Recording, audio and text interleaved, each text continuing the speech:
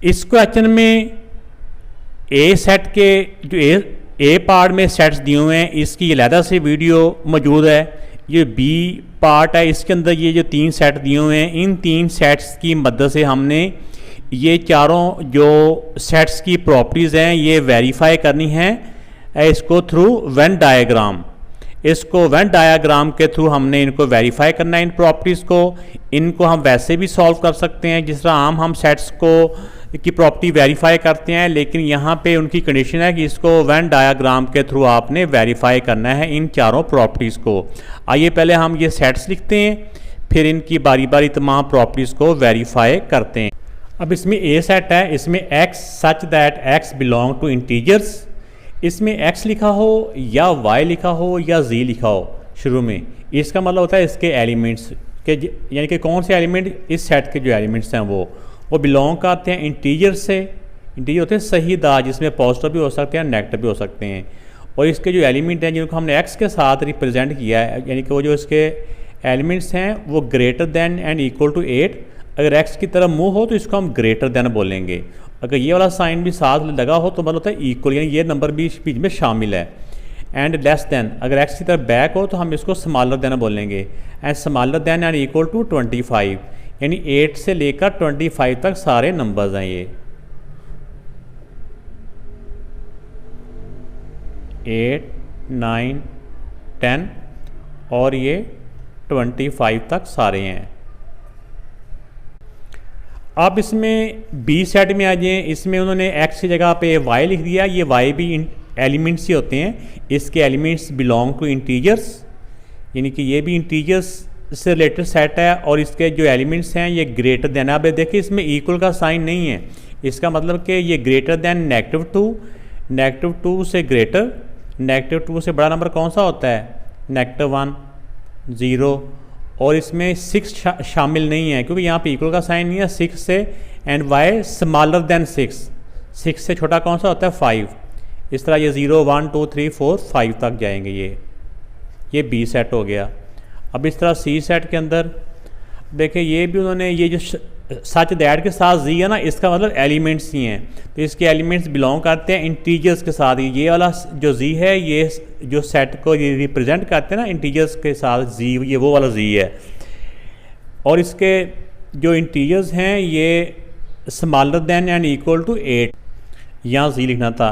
इसके जो एलिमेंट्स हैं यानी ये जो जिसकी बात ये कर रहे थे, इसके जो एलिमेंट्स हैं ये smaller than and equal to 8 है। 8 और 8 से छोटे, 8 और 8 से छोटे 7, 6। इसी तरह ये कहाँ तक है, ये इन्होंने कोई लिमिट नहीं बताई। ये सारे इसमें नेगेटिव 0 के बाद जो नेगेटिव सारे नंबर ये चलते हैं। एंड पे स्टॉप लाइन नहीं है, कोई पे फुल स्टॉप नहीं है, चलते जाते हैं ये। तो ये हो गया, ये ए सेट आ गया हमारे पास, ये बी सेट आ गया और ये सी सेट आ गया।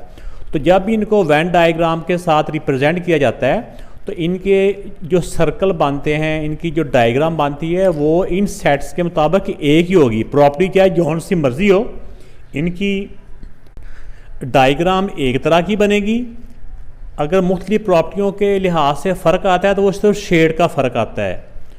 तो आइए पहले इसकी हम इनकी वेन डायग्राम बनाते हैं, फिर उसके बाद प्रॉपर्टीज़ के लिहाज से इनको देखते हैं कि इनमें कौन सा इसका पार्ट शेड होगा। तो जब हमने देखा इसका 8 से लेकर 25 तक है, इसमें -1 से लेकर 5 तक है, इन दोनों में ये ए सेट है और ये बी सेट है। देखिए ए और बी में कोई एलिमेंट भी आपस में सेम नहीं है, तो इनका कोई भी एलिमेंट आपस में सेम नहीं है, तो इनका सर्कल भी एक दूसरे के पास यानी कि एक दूसरे के ऊपर ओवरलैप नहीं करेगा बल्कि दूर बनेगा।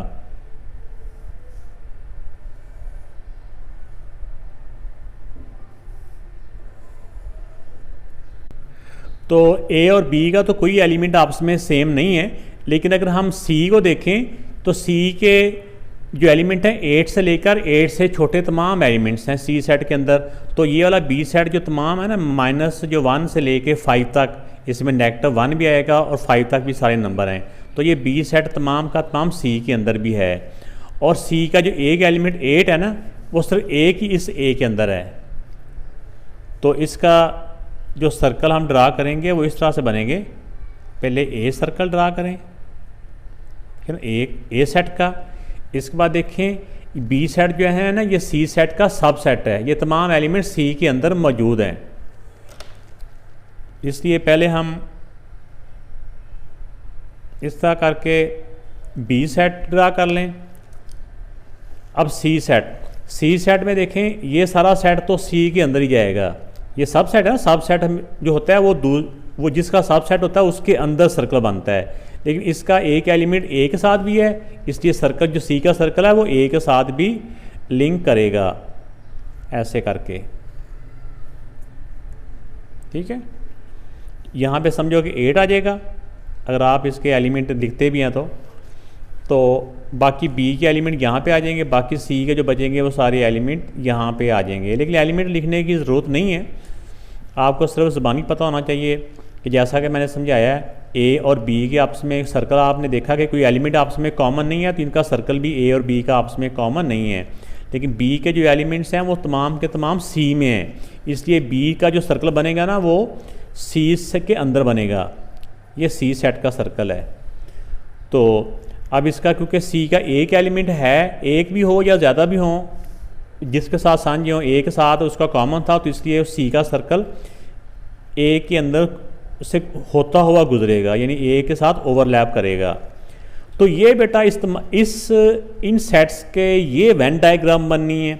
अब मुख्तलिफ प्रॉपर्टीज़ के मुताबिक इसमें शेड का फ़र्क आना है।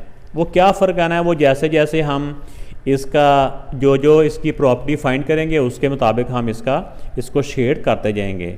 आइए पहली प्रॉपर्टी देखते हैं। तो इन दिए गए सेट्स के मुताबिक इनकी जो वेन डायग्राम है वो एक जैसी ही बनेगी, सिर्फ जब ला चेंज होता है तो उसका शेड का जो होता है, जो शेडेड एरिया वो चेंज होता है, बाकी उसके जो डायग्राम्स होती हैं ये एक जैसी ही बनती हैं।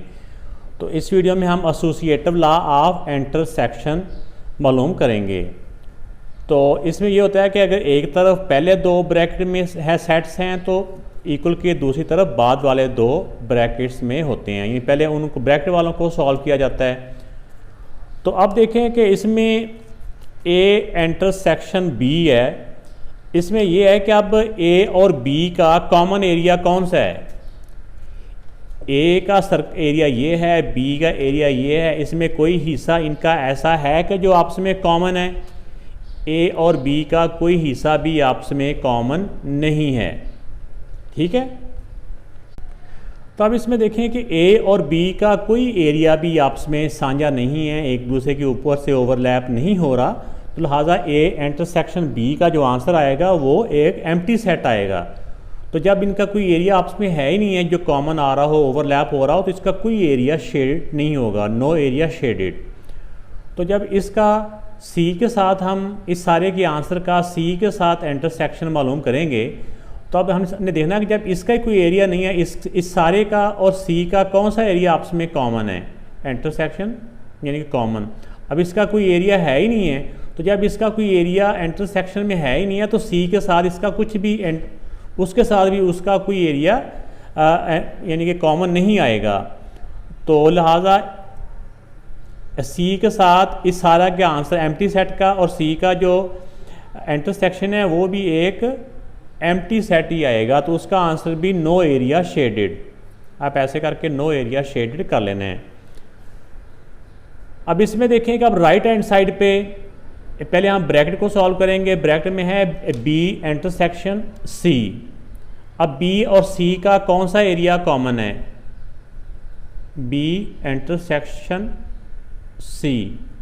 इसमें सी का और बी का जो कॉमन एरिया है वो ये वाला है, ये, क्योंकि इसके नीचे जो समझे बड़ी प्लेट है, बड़ी प्लेट के ऊपर छोटी प्लेट रखी हुई है, ऐसी है ना।